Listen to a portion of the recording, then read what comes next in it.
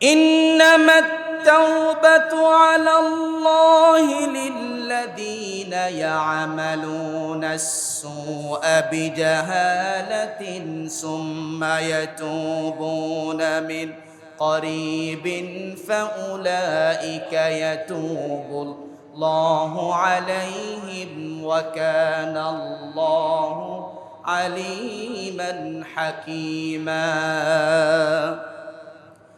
আল্লাহ রাব্বুল আলামিন ডাক দিয়ে বলছেন, এই পৃথিবীতে আমার কোন বান্দা বান্দি ভুল ক্রমে পাপের সাথে জড়িত হয়ে গেছে, ভুল ক্রমে গুনাহ করে ফেলেছে, অন্যায় অপরাধ করে ফেলেছে, অন্যায় অপরাধ পাপ করার সাথে সাথে যদি আমি রব্বুল আলামিনের কাছে তাওবা করে ক্ষমা চাই, মুহূর্তের মধ্যেই আমি রব্বুল আলামিন তাদের তাওবা কবুল করব। কোন সুবহানাল্লাহ। আর আমরা এই পৃথিবীতে যা করি, গোপনে হোক প্রকাশ্য হোক, আমরা যা করি পৃথিবীর মধ্যে কেউ না দেখলে একজনে আমাদের সকল কাজ পর্যবেক্ষণ করছেন, একজনেই দেখছেন। আওয়াজ দিয়ে বলেন তিনি কে? আল্লাহ রাব্বুল আলামিন বলছেন, ওয়া হুয়াল্লাযী ইয়াকবালু আত-তাওবাতা আন ইবাদিহি ওয়া ইয়াফু আনিস সাইয়্যাতি ওয়া ইয়ালামু মা তাফআলুন। বান্দা যদি আল্লাহর কাছে তাওবা করে, আল্লাহ রাব্বুল আলামিন বান্দার তওবা কবুল করেন। ওয়া ইয়াফু আনিস সাইয়্যাত, এবং বান্দার সকল গুনাহসমূহ মাফ করে দেন। সুবহানাল্লাহ, জোরে বলেন। ওয়া ইয়ালামু মা তাফআলুন, বান্দা যা করে পৃথিবীর কেউ না দেখলে একজনে দেখেন। আওয়াজ দিয়া বলেন তিনি কে? গোপনে আমরা গুনাহ করছি, আমরা পর্দার আড়ালে অপরাধ করছি, আমরা মনে করছি পৃথিবীর কেউ দেখছে না, কিন্তু একজনই তো চেয়ে আছেন, একজনই তো লক্ষ্য করছেন। আওয়াজ দিয়ে বলেন তো তিনি কে? এমন অপরাধ যদি হয়ে থাকে, পাপ যদি হয়ে থাকে, আপনি একনিষ্ঠ অন্তর নিয়া খাঁটি তওবা যদি আল্লাহর কাছে করেন, ক্ষমা প্রার্থনা করেন, আল্লাহ রাব্বুল আলামিন মুহূর্তের মধ্যে আপনাকে মাফ করে দিবেন। সুবহানাল্লাহ, জোরে বলুন। সম্মানিত উপস্থিতি, আজকে আমরা তাওবা ও ইস্তেগফার এই বিষয়কে সামনে রেখে কিছু কথা শুনব। সবাই বলি ইনশাআল্লাহ। তাওবা ও ইস্তেগফার নবীদের সুন্নত। পৃথিবীতে যত নবী রাসূল এসেছেন, সমস্ত নবীরা তাওবা করেছেন, ইস্তেগফার করেছেন। সেই সাথে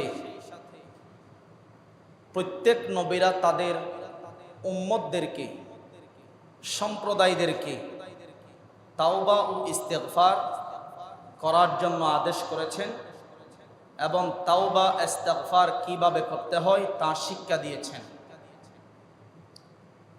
নবী রাসূলগণ তাওবা ইস্তেগফার করেছেন, তাই বলে নবী রাসূলরা কি গুনাহ করেছিলেন? নবী রাসূলগণ মাসুম, নিষ্পাপ, তাদের দ্বারা গুনাহ হয় না, পাপ হয় না। তাদেরকে আল্লাহ তাআলা পাপ থেকে, গুনাহ থেকে হেফাজত রাখেন, মুক্ত রাখেন। এরপরেও সমস্ত নবী রাসূলরা তাওবা করেছেন। কেন? নবী রাসূলদের তাওবা আর আমাদের তাওবা এর মধ্যে আসমান জমিনের ব্যবধান আছে, পার্থক্য আছে। নবী রাসূলগণ তাওবা করেছেন মর্যাদা বৃদ্ধির জন্য, আর আমরা তাওবা ও ইস্তেগফার করি, ক্ষমা চাই আল্লাহর কাছে গুনাহ থেকে মাপ পাওয়ার জন্য। আমরা আল্লাহর কাছে তাওবা করি গুনাহ থেকে পরিত্রাণ পাওয়ার জন্য। এই জন্যে মুমিনদের তাওবা ইস্তেগফার কখনো কখনো গুনাহ মাফের জন্য হয়ে থাকে, আবার কখনো কখনো মুমিনদের তাওবা ইস্তেগফার মর্যাদা বৃদ্ধির জন্য হয়ে থাকে। নবীগণের তাওবা ইস্তেগফার কেমন ছিল? প্রত্যেক নবীরা যে তাওবা ইস্তেগফার করেছেন, তাদের সেই ভাষা কোরআনুল কারীমে আল্লাহ তাআলা আয়াত আকারে নাজিল করে দিয়েছেন। জুরে বলুন সুবহানাল্লাহ। এই পৃথিবীর প্রথম মানুষ, প্রথম নবী সাইয়্যিদুনা আদম আলাইহিস সালাম কিভাবে তাওবা করেছিলেন, কোরআনুল কারীমে আল্লাহ রাব্বুল আলামিন আদম আলাইহিস সালামের সেই তাওবাকে আয়াত আকারে নাজিল করলেন। সকলের পরিচিত একটি আয়াত, আমরা মুনাজাতে এই আয়াতটা সবাই পড়ি, এই জন্য কমন একটি আয়াত, সবাই আমার সঙ্গে টুক মিলিয়ে পড়ুন। রব্বানা যালামনা আনফুসানা ওয়া ইল্লাম তাগফির লানা ওয়া তারহামনা লানাকুনান্না মিনাল খাসিরিন। এটা হচ্ছে আদম আলাইহিস সালামের তাওবা ইস্তিগফার। আদম আলাইহিস সালাম আল্লাহর কাছে বলেছিলেন, হে আমাদের রব, আমরা নিজেদের প্রতি জুলুম করে ফেলেছি, আপনি যদি ক্ষমা না করেন, আপনি যদি আমাদের প্রতি দয়া না করেন, তাহলে আমরা ক্ষতিগ্রস্তের অন্তর্ভুক্ত হয়ে যাব। অবশেষে আদম আলাইহিস সালাম আল্লাহর কাছে দোয়া করলেন, তাওবা ইস্তিগফার করলেন 40 বছর। আওয়াজ দিয়ে বলেন কয় বছর? 40 বছর কান্নাকাটি করার পর আদম আলাইহিস সালামের তাওবা আল্লাহ রাব্বুল আলামিন কবুল করেছেন। জোরে বলুন সুবহানাল্লাহ। এই পৃথিবীতে সাইয়্যিদুনা নূহ আলাইহিস সালাম, নূহ আলাইহিস সালাম পৃথিবীতে এসেছেন আদম আলাইহিস সালামের পরে। নূহ আলাইহিস সালামকে দ্বিতীয় আদম বলা হয়। আমাদের প্রথম পিতা হলেন আদম, দ্বিতীয় পিতা হলেন নূহ আলাইহিস সালাম। নূহ আলাইহিস সালাম আল্লাহর কাছে যেইভাবে তাওবা করেছেন, ইস্তিগফার করেছেন, মহান রব্বুল আলামিন কোরআনুল কারীমে সূরা নূহের ভিতরে আয়াত আকারে নাজিল করলেন। মুসা আলাইহিস সালাম কিভাবে তওবা করলেন, কোরআনে আয়াত আছে। নূহ আলাইহিস সালাম কিভাবে তওবা করলেন, কোরআনে আয়াত আছে।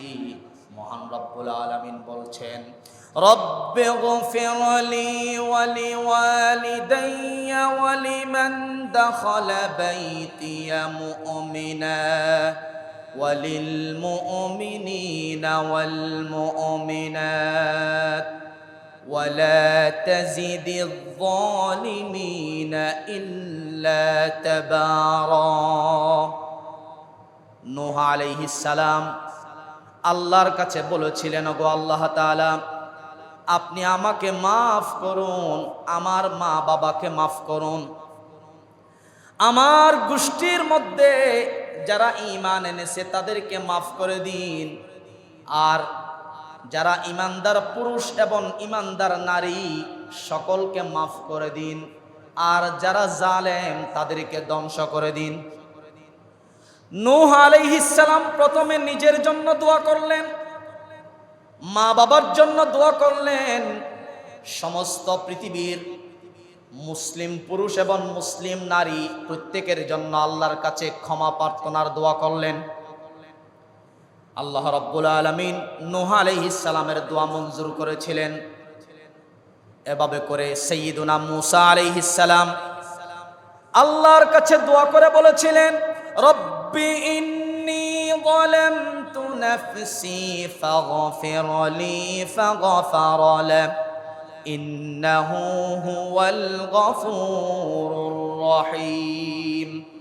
ওগো আল্লাহ তাআলা, আমি আমার প্রতি জুলুম করেছি, অপরাধ করে ফেলেছি, আপনি আমাকে মাফ করুন। মুসা আলাইহিস সালামের দোয়া আল্লাহ তাআলা কবুল করলেন। জুড়ে বলুন সুবহানাল্লাহ। ইন্নাহু হুয়াল গফুরুর রহিম।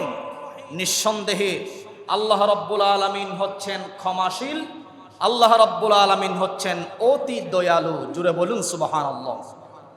নবীগণ উম্মতদেরকে তাওবা ইস্তিগফার কিভাবে করতে হয় তা শিক্ষা দিয়েছেন। পৃথিবীতে একজন নবী এসেছিলেন, সেই নবীর নাম হচ্ছে সালেহ আলাইহিস সালাম। সবাই বলেন তো সেই নবীর নাম কি? সালেহ আলাইহিস সালাম। সালেহ আলাইহিস সালাম উম্মতদেরকে বলেছিলেন, হে স্বজাতির লোকেরা, তোমরা আল্লাহ রব্বুল আলামিনের কাছে তওবা করো, ক্ষমা চাও। আল্লাহ রব্বুল আলামিন তোমাদেরকে ক্ষমা করবেন, তাতে কোনো সন্দেহ নাই। কোরআনুল কারীমে সে আয়াত আল্লাহ রব্বুল আলামিন নাজিল করে পৃথিবীর মানুষদেরকে জানিয়ে দিলেন, ওয়া ইলা সামুদ আখাহুম সালিহা قال يا قوم اعبدوا الله ما لكم من إله غيره هو أنشأكم من الأرض واستعمركم فيها فاستغفروه ثم توبوا إليه إن ربي قريب মুজিব। জুড়ে বলুন আল্লাহু আকবার। সালেহ আলাইহিস সালাম এই নবীকে পাঠিয়েছেন সামুদ জাতির কাছে। সালেহ আলাইহিস সালামকে পাঠিয়েছেন সামুদ জাতির কাছে। সামুদ জাতির কাছে গিয়ে বললেন, ওগো সামুদ জাতি, ওগো সম্প্রদায়ের লোকেরা, ইয়া কওমি আবুদুল্লাহ মা লাকুম মিন ইলাহিন গায়রুহ, তোমরা এই পৃথিবীতে কেবলমাত্র একজন রবের গোলামি করো, একজন রবের দাসত্ব করো, সিজদা দাও, ইবাদত বান্দাগি করো। আল্লাহ ছাড়া পৃথিবীর কারো তোমরা ইবাদত বান্দাগি করো না। আল্লাহকে বাদ দিয়ে যত কিছুর তোমরা ইবাদত বান্দাগি করো, সিজদা করো, সবগুলো হচ্ছে দুই নাম্বারি, সবগুলো হচ্ছে শিরক, সবগুলো হচ্ছে নাফরমানি আল্লাহর সাথে। সেগুলো থেকে বেরিয়ে আসো, তোমরা কেবল রবের দিকে তোমরা ফিরে আসো। এবং বললেন, সে আল্লাহ রাব্বুল আলামিন তোমাদেরকে মাটি থেকে সৃষ্টি করেছেন, আবার এই জমিনকে তোমাদের জন্য বসবাসের ঠিকানা বানিয়ে দিয়েছেন। সেই রবের কাছে তোমরা ইস্তিগফার করো, সেই রবের কাছে তোমরা তাওবা করো, তার দিকে তোমাদেরকে ফিরে যেতে হবে। ইন্না রাব্বি করিবুম মুজিব। সালেহ আলাইহিস সালাম বলছেন, ওগো সম্প্রদায়ের লোকেরা, নিশ্চয় আমার রবকে, আমার আল্লাহকে তোমরা কাছে পাবে এবং তোমাদের তাওবা ইস্তিগফার মহান রব্বুল আলামিন কবুল করে নেবেন। জোরে বলুন সুবহানাল্লাহ। আর পৃথিবীর কোনো মানুষ যদি আল্লাহর কাছে তাওবা করে, ইস্তিগফার করে, ক্ষমা চায়, ওই মানুষের উপর বিপদ আসলেও আসা বিপদ আল্লাহ তাআলা দূর করে দেয়। অ্যাক্সিডেন্ট, দুর্ঘটনা, রোগ সুখ, বিভিন্ন ধরনের শাস্তি, মুসিবত, গজব যদিও বা আসে, রব্বুল আলামিন তাওবা ইস্তিগফারের কারণে সমস্ত বিপদ থেকে বান্দাকে মুক্ত করে দেয়। সুবহানাল্লাহ বলেন।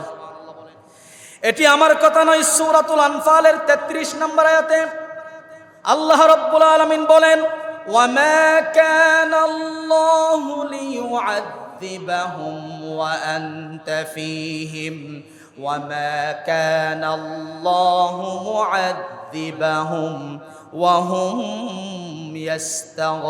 ইস্তাগফিরুন। যারা আল্লাহর কাছে ক্ষমা চায়, যারা আল্লাহর কাছে তাওবা করে, মহান রব্বুল আলামিন ওই বান্দাকে বিপদ, মুসিবত, গজব থেকে, শাস্তি থেকে তাকে বাঁচায়া দেয়। জোরে জোরে বলুন সুবহানাল্লাহ।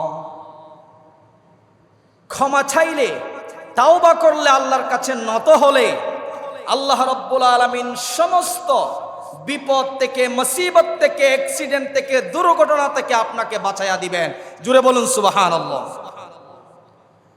শুধু তাই নয়, তাওবা ইস্তিগফার এটি এমন একটি গুরুত্বপূর্ণ বিষয়, তাওবা করলে, ইস্তিগফার করলে আল্লাহ রাব্বুল আলামিন আপনার সংকটময় জীবনকে প্রশস্ত করে দিবেন, সংকটময় মুহূর্ত আল্লাহ তাআলা দূর করে দিবেন। সুবহানাল্লাহ জোরে বলুন। হাদিসের মধ্যে এসেছে আন ইবনে আব্বাস রাদিয়াল্লাহু আন قال قال رسول الله صلى الله عليه وسلم ইবনে আব্বাস রাদিয়াল্লাহু তাআলা আনহু হাদিসটি বর্ণনা করেছেন। আল্লাহর হাবিব বলছেন, মান লাজিমাল ইস্তিগফার জাআলাল্লাহু লাহু মিন কুল্লি দিকিম মাখরাজা। এই পৃথিবীতে যে আল্লাহর বান্দা মহান রব্বুল আলামিনের নিকট তাওবা করবে, ইস্তিগফার করবে, ক্ষমা চাইবে, আল্লাহ রব্বুল আলামিন তার সংকটময় জীবনকে প্রশস্ত করে দিবেন, তার অভাবকে আল্লাহ তাআলা দূর করে দিবেন। সুবহানাল্লাহ বলেন। ওয়া মিন কুল্লি হাম্মিন ফারাজা। যদি বান্দা টেনশনে থাকে, আল্লাহ রাব্বুল আলামিন তাওবা ইস্তিগফারের কারণে টেনশন মুক্ত জীবন দান করবেন। ওয়া রাযাকাহু মিন হাইসু লা ইয়াহতাসিবু। তাওবা ইস্তিগফারের কারণে আল্লাহ রাব্বুল আলামিন বান্দাকে এমন জায়গা থেকে রিজিক দান করবেন বান্দা কল্পনাও করতে পারবে না। জুড়ে বলুন সুবহানাল্লাহ। তাহলে তাওবা ইস্তিগফার করলে লাভ না লস? অসংখ্য ফজিলতের কথা কোরআনে এসেছে, হাদিসে এসেছে। বান্দা আল্লাহর কাছে তাওবা করলেই, ইস্তিগফার ক্ষমা প্রার্থনা চাইলেই আল্লাহ তাআলা বান্দাকে মুহূর্তেই মাফ করে দেন। সুবহানাল্লাহ জোরে বলুন।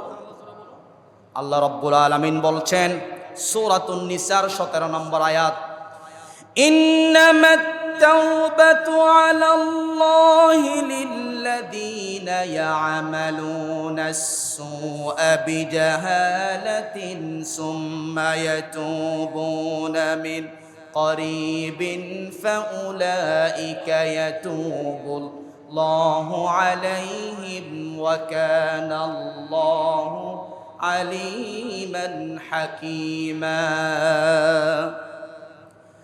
আল্লাহ রাব্বুল আলামিন ডাক দিয়ে বলছেন, এই পৃথিবীতে আমার কোন বান্দা বান্দি ভুল ক্রমে পাপের সাথে জড়িত হয়ে গেছে, ভুল ক্রমে গুনাহ করে ফেলেছে, অন্যায় অপরাধ করে ফেলেছে, অন্যায় অপরাধ পাপ করার সাথে সাথে যদি আমি রব্বুল আলামিনের কাছে তাওবা করে ক্ষমা চাই, মুহূর্তের মধ্যেই আমি রব্বুল আলামিন তাদের তাওবা কবুল করব। কোন সুবহানাল্লাহ।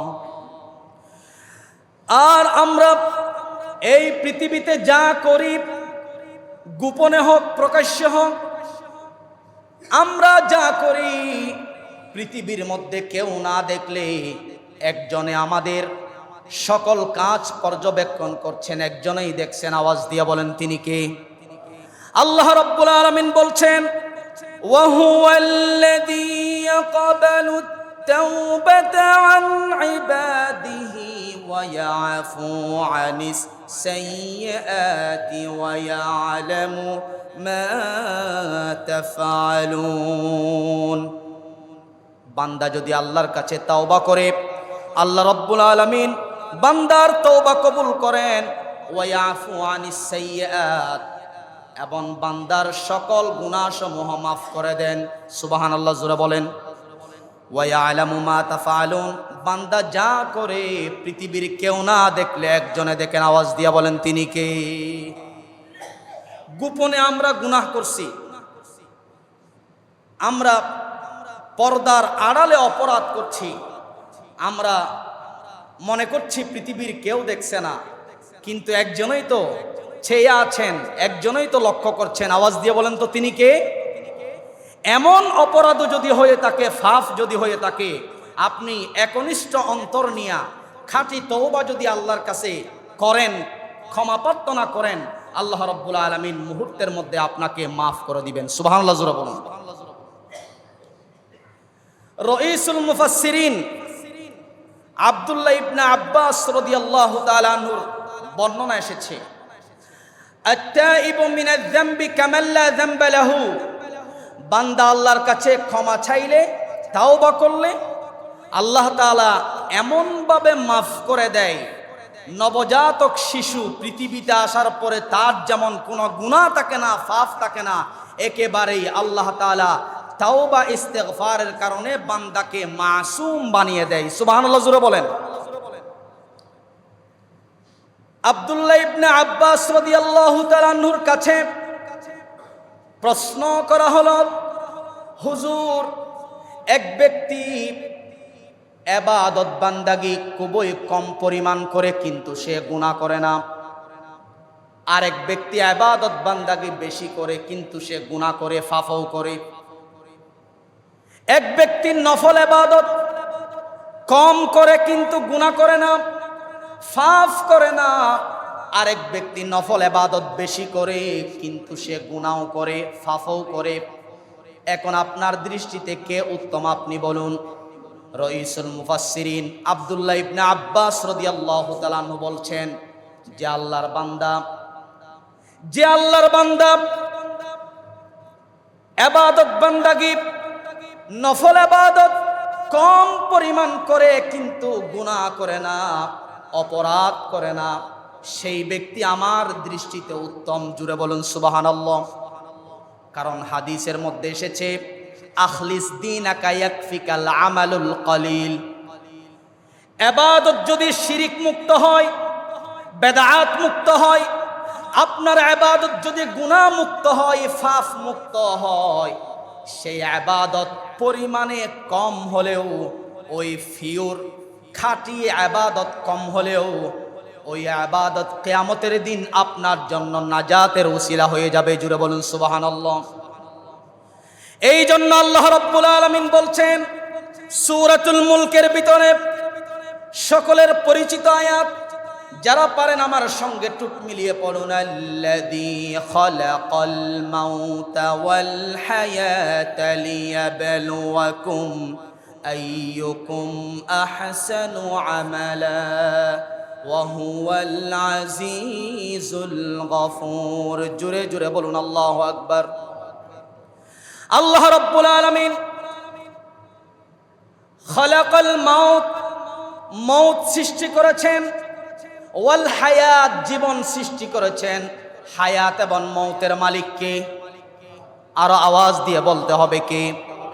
যে আল্লাহ রাব্বুল আলামিন হায়াত এবং মৌতের মালিক, সে আল্লাহ রাব্বুল আলামিন পৃথিবীতে আমাদেরকে পাঠিয়েছেন পরীক্ষা করার জন্য, কে তোমাদের মধ্যে ভালো আমল করতে পারে। এই আয়াতে আল্লাহ রাব্বুল আলামিন বেশি ইবাদতের কথা বলেন নাই, বেশি আমলের কথা বলেন নাই। আল্লাহ রাব্বুল আলামিন বলেছেন তোমাদের মধ্যে কে ভালো আমল করতে পারে। মুফাসসিরিন একরাম বলেছেন, ভালো আমল মানে হলো শিরিক মুক্ত আমল, ভালো আমল মানে বেদাত মুক্ত আমল, ভালো আমল মানে গুনাহ মুক্ত, ফাফ মুক্ত আমল। যে করবে তা পরিমাণে কম হলেও সেই অল্প সংখ্যক ইবাদতের বিনিময়ে মহান রব্বুল আলামিন তাদেরকে জান্নাত দিয়ে দিবেন। জুড়ে বলুন সুবহানাল্লাহ। ফাফ মুক্ত ইবাদত হতে হবে। আর আমরা যদি বড় বড় কবিরা গুনাহ থেকে বাঁচতে পারি, আল্লাহ রাব্বুল আলামিন আমাদের সগীরা গুনাহগুলো এমনিই মাফ করে দিবেন। এটা কোরআনের কথা।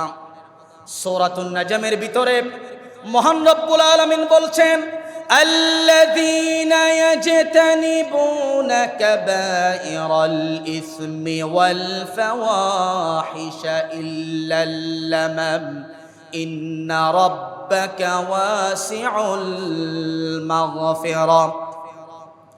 হে আমার বান্দাগণ, শুনে নাও, তোমরা যদি কবিরা গুনাহ থেকে বাঁচতে পারো, বড় বড় ফাফ থেকে, অপরাধ থেকে বাঁচতে পারো, আমি রব্বুল আলামিন তোমাদের ছোট ছোট অপরাধগুলো, ছোট ছোট গুনাহগুলো এমনিই মাফ করে দিব। জোরে বলুন সুবহানাল্লাহ।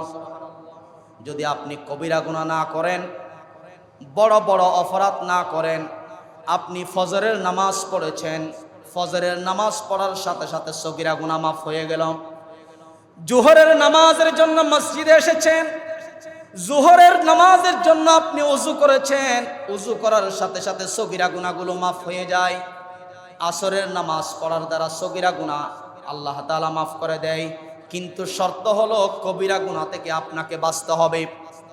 সগীরা গুনাহগুলো আল্লাহ তাআলা ছোট ছোট আমলের দ্বারা মাফ করে দেয়, কিন্তু কবিরা গুনাহগুলো তাওবা ছাড়া মাফ হয় না। আল্লাহর কাছে অনুতপ্ত হতে হয়, আল্লাহ রাব্বুল আলামিনের কাছে লজ্জিত হতে হয়, এবং চোখের পানি ছেড়ে দিয়ে আল্লাহর কাছে বড় গুনার জন্য মাপ চাইতে হয়। এভাবে যদি আমরা মাপ চাই, আমাদেরকে মাফ করে দিবেন কে? আরো আওয়াজ দিয়ে বলেন কে? আমার মুসলমান ভাইয়েরা, আমার বাবাজিরা, যুবক আর তরুণ বন্ধুগণ, গভীর মনোযোগ দিয়ে কথাগুলি শুনতে হবে, দিলের কান দিয়ে শুনতে হবে, আমলের নিয়তে শুনতে হবে।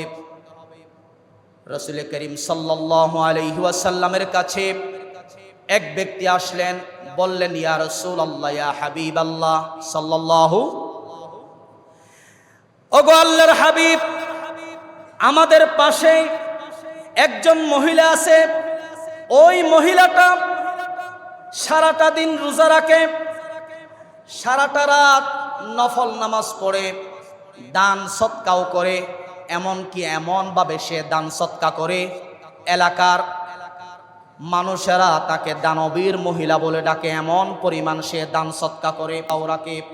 কিন্তু সে এত ভালো ভালো আমল করার পরেও ওই মহিলাটার দ্বারা তার প্রতিবেশী নিরাপদ নয়, ওই মহিলাটার দ্বারা প্রতিবেশী নিরাপদ নয়। তার জবান খারাপ, সে মানুষকে গালি দেয়, সে মানুষের সমালোচনা করে, গীবত করে, কিন্তু নামাজও পড়ে, রোজাও রাখে, দান সৎকাও করে, সবগুলো করে, ঠিক আছে, অপরদিকে মানুষকে গালি দেয়, মানুষের সমালোচনা করে, গীবত করে, মানুষকে তার জবান দ্বারা, হাত দ্বারা কষ্ট দেয়। ইয়া রাসূলুল্লাহ, তার ব্যাপারে আপনি কি বলবেন? আল্লাহর হাবিব বলছেন, ক্বালা হিয়া ফিন্নার, সেই মহিলা হলো জাহান্নামী। জোরে বলুন নাউজুবিল্লাহ। সেই মহিলা হলো জাহান্নামী। কেন? আল্লাহর হাবিব বলছেন, আল মুসলিমু মান সালিমাল মুসলিমুনা মিন লিসানিহি ওয়া ইয়াদিহি, প্রকৃত মুসলিম হলো সে যার হাত এবং জবান দ্বারা অপর ভাই নিরাপদ থাকে, শান্তিতে থাকে। আরেক হাদিসে বলছেন, সিবাবুল মুসলিমি ফুসুকুন, এক ভাই আরেক ভাইকে, এক মুসলিম আরেক মুসলিমকে গালি দেওয়া, এটা হচ্ছে ফাসিকি। সবাই আওয়াজ দিয়ে বলেন কি? কেউ যদি কাউকে গালি দেয়, যে গালি দিল সে হচ্ছে বড় ফাসিক। ওয়া কিতালুহু কুফর, আর যারা একে অপরকে হত্যা করে তারা কুফরি করলো, তারা কাফের হয়ে গেল, কুফরি করলো। আমার ভাইয়েরা, এই জন্য আল্লাহর হাবিব বলছেন, ইবাদত বান্দাগি তুমি করবে, ঠিক আছে, জবান দ্বারা, হাত দ্বারা প্রতিবেশীকে কাউকে কষ্ট দেওয়া যাবে। আল্লাহর রাসূলের কাছে বলা হলো, হুজুর, আরেকজন মহিলা আমাদের সমাজে আছে, যেই মহিলা তেমন ইবাদত বান্দাগি করতে পারে না, তেমন রোজা রাখতে পারে না, দান সৎকা তেমন করতে পারে না, কিন্তু সেই মহিলার জবান দ্বারা মানুষ কষ্ট পায় না। সেই মহিলার জবান, হাঁটা চলা, আচার ব্যবহার এত সুন্দর, রূহ থেকে তার জন্য দোয়া আসে। সুবহানাল্লাহ বলেন। তার ব্যাপারে আপনি কি বলবেন? আল্লাহর হাবিব বলছেন, ক্বালা হিয়া ফিল জান্নাহ, ওই মহিলা ইবাদত কম করলেও, আমল কম করলেও, ওই মহিলা হলো আমার দৃষ্টিতে জান্নাতি। সুবহানাল্লাহ জোরে বলেন। বলছিলাম, গুনাহ মুক্ত ইবাদত, পাপ মুক্ত ইবাদত আমাদেরকে করতে হবে, শিরিক মুক্ত ইবাদত করতে হবে, গুনাহ থেকে আমাদেরকে বাঁচতে হবে। কেউ যদি গুনাহ করে, পাপ করে, এই গুনাহের কারণে, এই পাপের কারণে কিছু ক্ষতি হয়। এর মধ্যে এক নাম্বার ক্ষতি হলো, পাপ করলে অন্তরের মধ্যে জং ধরে যায়, মরিচিকা পড়ে যায়, দাগ পড়ে যায়। সাদা কাপড়ের মধ্যে যেমন দাগ পড়ে, দাগটা পড়লে সাদা কাপড়ের মধ্যে স্পষ্ট ফুটে ওঠে। দাগ পড়তে পড়তে এক পর্যায়ে এমন অবস্থা হয়ে যায়, কাপড়ের মূল যে একটা কালার, ওই কালারটাই আর দেখা যায় না। দাগ পড়তে পড়তে ওই দাগগুলো যদি দূর করতে হয়, তাহলে উন্নত মানের পাউডার ব্যবহার করতে হবে, তাহলেই আস্তে আস্তে সাদা কাপড় থেকে দাগগুলো চলে যাবে। ঠিক কিনা জোরে বলুন। তদ্রূপ ভাবে কোন মুমিন বান্দা যখন পাপ করে, একটা পাপ করলো, এই কলিজার মধ্যে, কলবের মধ্যে একটা দাগ পড়ে যায়, দুইটা গুনাহ করলো, দুইটা দাগ পড়ে যায়। এভাবে করে ফাফ করতে করতে যখন বান্দা ফাফ থেকে ফিরে আসে না, ফাফ করতেই থাকে, গুনাহ করতেই থাকে, এমন অবস্থা হয়ে যায় মুমিনের একেবারেই কলবটা কালো হয়ে যায়, সেখানে আর জায়গা থাকে না। এখন ওই দাগগুলো আপনি কিভাবে সরাবেন? আল্লাহর হাবিব বলছেন, কেউ যদি খাঁটি নিয়তে তাওবা করে, ইস্তিগফার করে, আল্লাহ রাব্বুল আলামিনের কাছে ক্ষমা চায়, ওই বান্দাটা যদি কোরআন তেলাওয়াত করে, জিকির করে, এই আমলগুলোর দ্বারা আল্লাহ রাব্বুল আলামিন তার অন্তরে যে মরিচিকা পড়েছিল গুনাহের দাগ, ওই দাগগুলো মোচন করে দেয়। জুড়ে বলুন সুবহানাল্লাহ।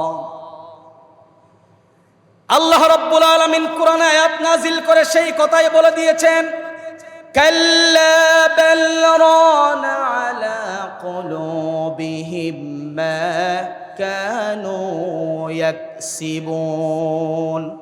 বান্দারা যা করে, ফাফ করে, অপরাধ করে, অন্যায় করে, গুনাহ করে, সেগুলোর কারণে অন্তরের মধ্যে মরিচা পড়ে যায়, জং ধরে যায়, দাগ পড়ে যায়। শাইখুল মাশায়েখ হযরত হাসান বসরি রহমাতুল্লাহি আলাইহির কাছে এক ব্যক্তি আসলেন, বললেন, হুজুর, আমার কেমন জানি হয়েছে, আমার মনে হচ্ছে আমার অন্তরটা ঘুমন্ত। কেন? কোরআন হাদিসের ওয়াজ শুনলে আমার অন্তরের মধ্যে প্রভাব পড়ে না, আগে যেমন এখনো তেমন, মনে হচ্ছে আমার অন্তরটা ঘুমন্ত। হাসান বসরি রহমাতুল্লাহি আলাইহি লোকটাকে বললেন, তোমার অন্তরটা ঘুমন্ত নয়, তোমার অন্তরটা হচ্ছে মৃত। কারণ ঘুমন্ত মানুষকে নাড়া দিলে ঘুম থেকে জাগ্রত হয়ে যায়। তোমাকে যেহেতু কোরআন হাদিসের আলোচনায় কোনো প্রভাব করতে পারছে না, ভালো আমল, ভালো কথা তোমার অন্তরে প্রবেশ করছে না, বুঝতে হবে তোমার অন্তরটা মারা গেছে, এটা মৃত অন্তর। হাসান বসরি রহমাতুল্লাহি আলাইহি বললেন, তোমাকে তাওবার দিকে ফিরে আসতে হবে, তোমাকে প্রচুর পরিমাণে কান্নাকাটি করতে হবে আল্লাহর দরবারে, তাহলে তোমার অন্তর জীবিত হওয়ার সুযোগ আছে, আর না হয় সুযোগ নাই। তাহলে এখান থেকে আমরা জানলাম, গুনাহ করলে অন্তর মরে যায়, ভালো কথা ভালো লাগে না। নাম্বার 2, 2 নাম্বার, ফাফ করলে বিবেক নষ্ট হয়ে যায়, বুদ্ধি কমে যায়। কোনো মানুষ যখন ফাফের উপর থাকে, তখন ফাফের কারণে তার বিবেক বুদ্ধি কমে যায়, বিবেক নষ্ট হয়ে যায়। তার ভালো কথা বললেই তার মাথায় ঢুকে না, সত্য কথা সে বুঝতে চায় না, তার বুঝার সেই শক্তিটা থাকে না, কারণ সে তো সদা সর্বদা 24টা ঘন্টা গুনাহের উপর, ফাফের উপর। ঠিক কিনা বলুন? এই জন্য ফাফ করলে বিবেক বুদ্ধি নষ্ট হয়ে যায়, এটা 2 নাম্বার ক্ষতি। কিন্তু আপনি যদি আল্লাহর কাছে খাঁটি নিয়তে চোখের পানি ছেড়ে দিয়ে তওবা করেন, সবাই আওয়াজ দিয়ে বলেন তো, তওবার দরজা খোলা আছে না নাই? এমনকি সবচেয়ে মজার বিষয় হচ্ছে, শয়তান ইবলিসের জন্য এখনো পর্যন্ত তওবার দরজা খোলা আছে। কিভাবে? সংক্ষেপে বলেই শেষ করছি, সময়ও শেষ হয়ে যাচ্ছে। মূসা আলাইহিস সালাম প্রায় সময় আল্লাহর সঙ্গে কথা বলতেন তুর পাহাড়ে গিয়ে।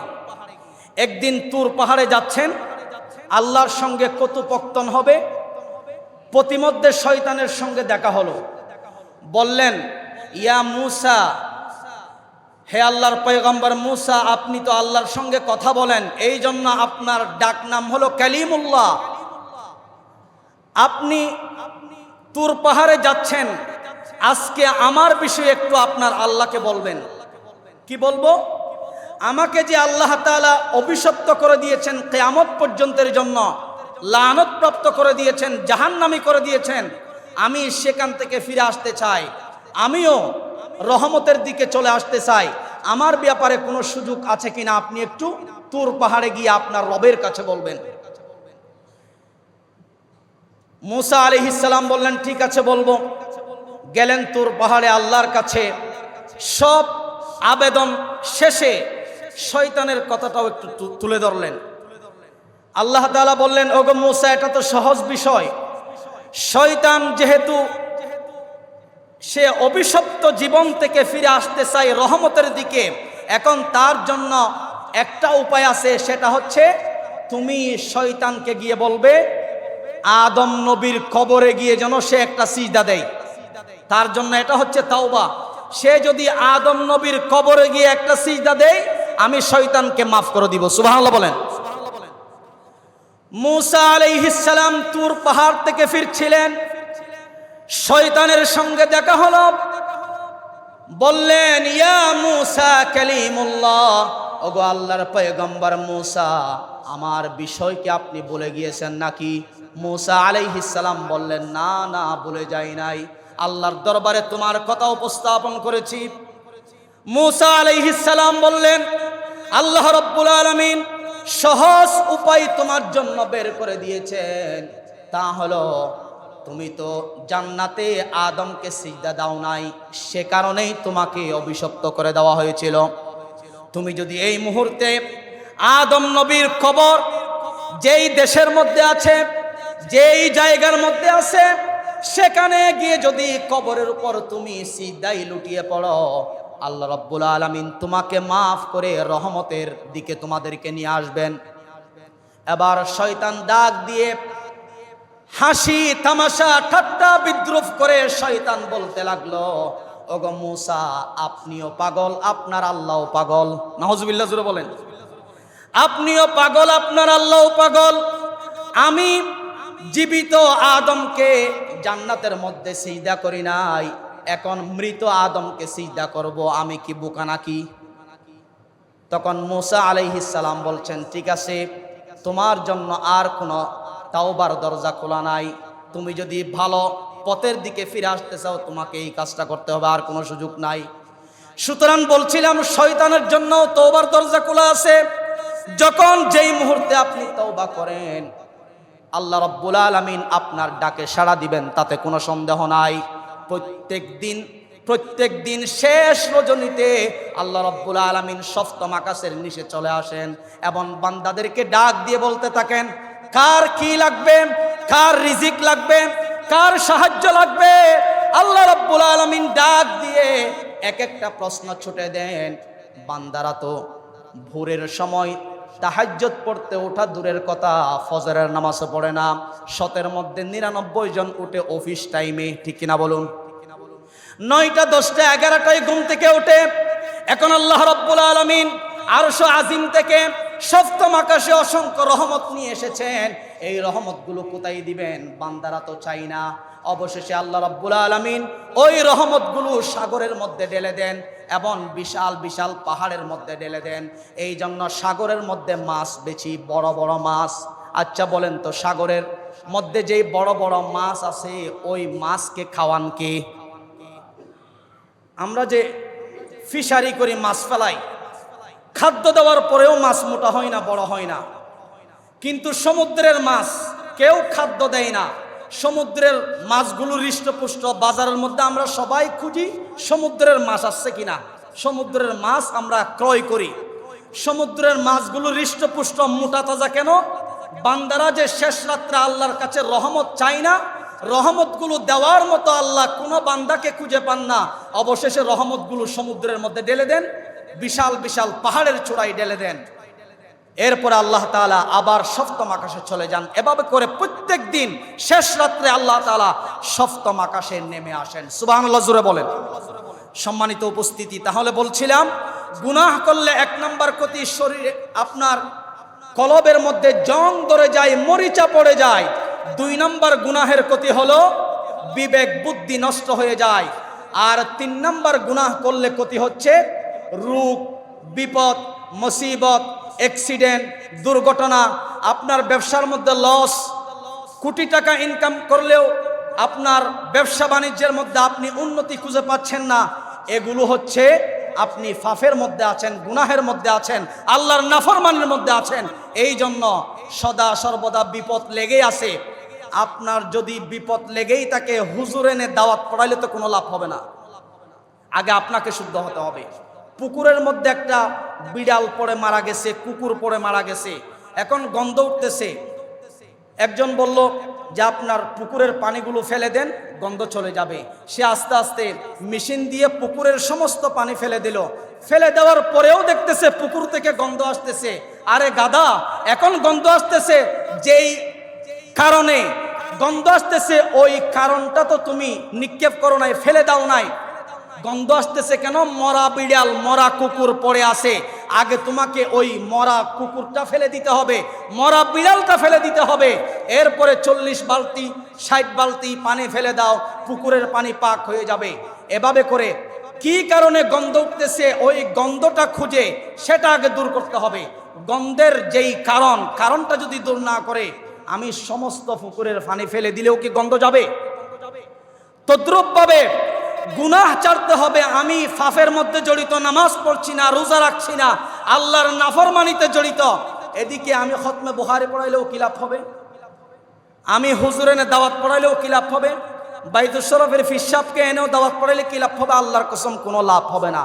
পৃথিবীর আব্দুল কাদের জিলানীকে ডেকে এনেও দোকানের মধ্যে দাওয়াত পড়াইলে, বাড়ির মধ্যে দাওয়াত পড়াইলে আল্লাহর কসম আপনার বিপদ যাবে না, আরো বিপদ বেশি হবে। কারণ আপনি গুনাহের ছাড়ছেন না, আপনি আল্লাহর ইবাদতের দিকে ফিরে আসছেন না, না ফিরে আবার আপনি দাওয়াত পড়াচ্ছেন, কোনো কাজ হবে না।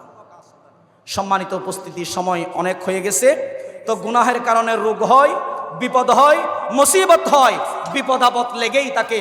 আল্লাহ রাব্বুল আলামিন আমাদের সবাইকে গুনাহ মুক্ত জীবন, আল্লাহর দিকে তওবা ইস্তিগফারের দিকে আমাদেরকে প্রত্যাবর্তন করার তৌফিক দান করুক। আমরা পড়ি আমিন। ওয়া আখিরু দাওয়ানা আলহামদুলিল্লাহি রাব্বিল আলামিন। যারা সুন্নাত পড়ি